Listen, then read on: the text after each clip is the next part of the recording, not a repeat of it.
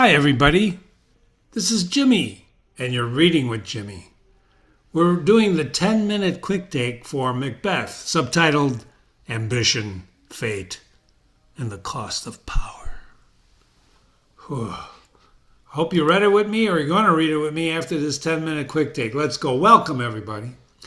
What if I told you that ambition could drive you to greatness, but it could destroy you in the same breath?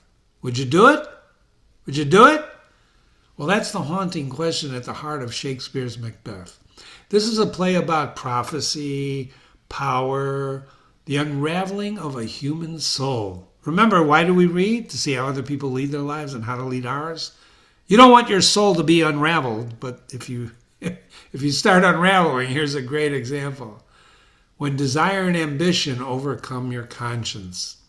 I know, some of you don't have a conscience. We all have a conscience.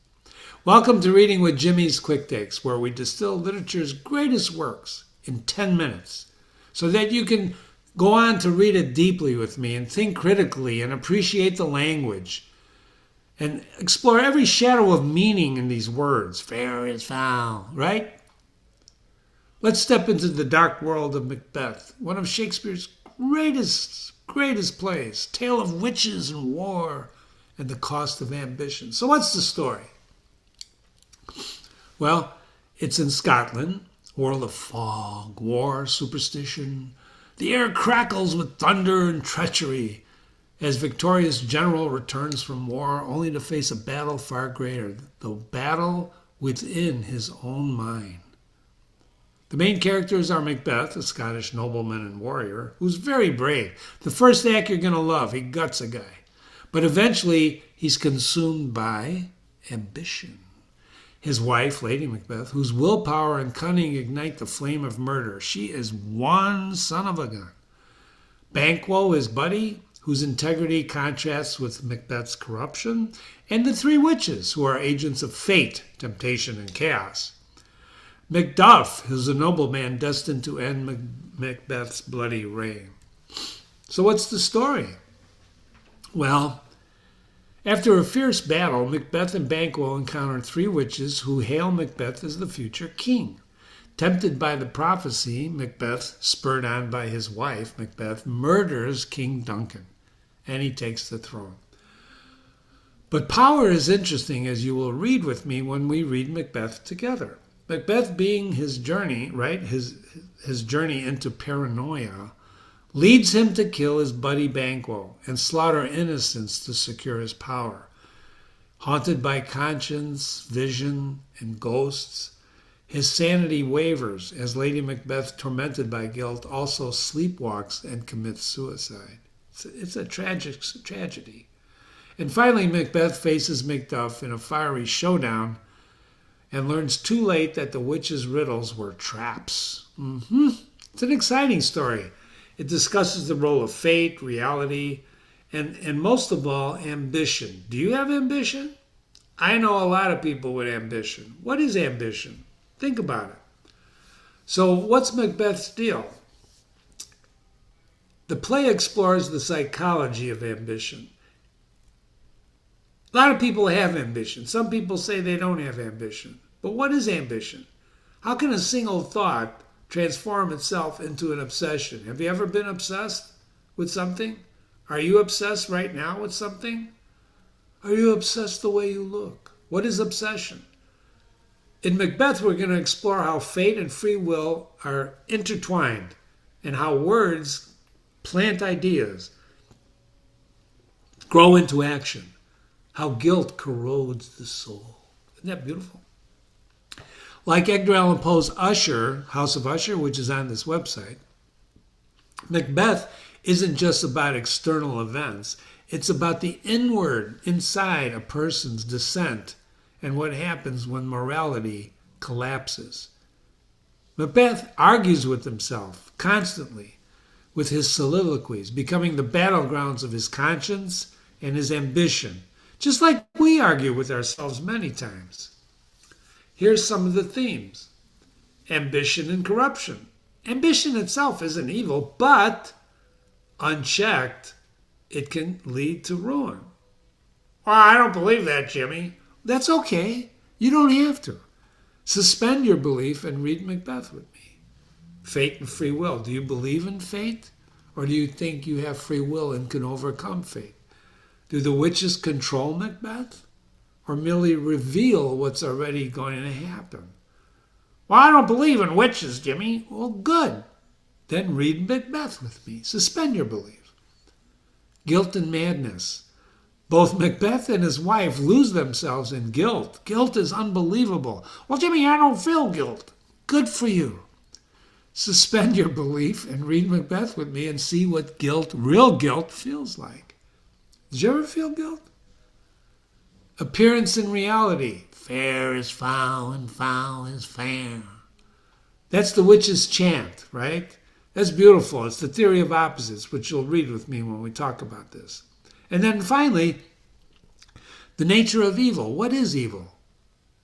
Is it supernatural? Can you taste it, feel it, touch it, see it, hear it?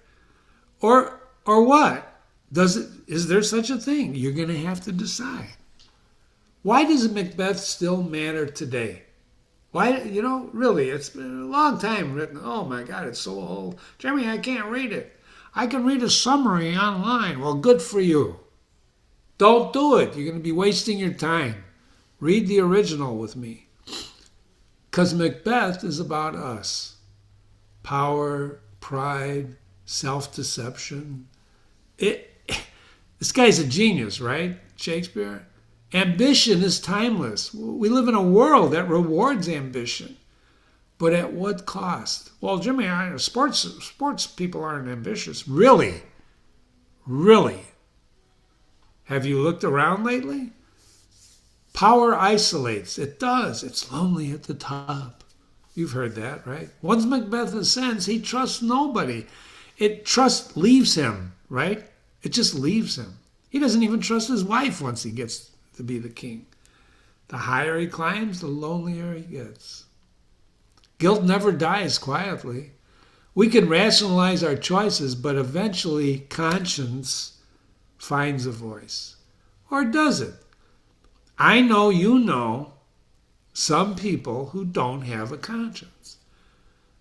That's a handicap, ladies and gentlemen. Well, how can it be a handicap?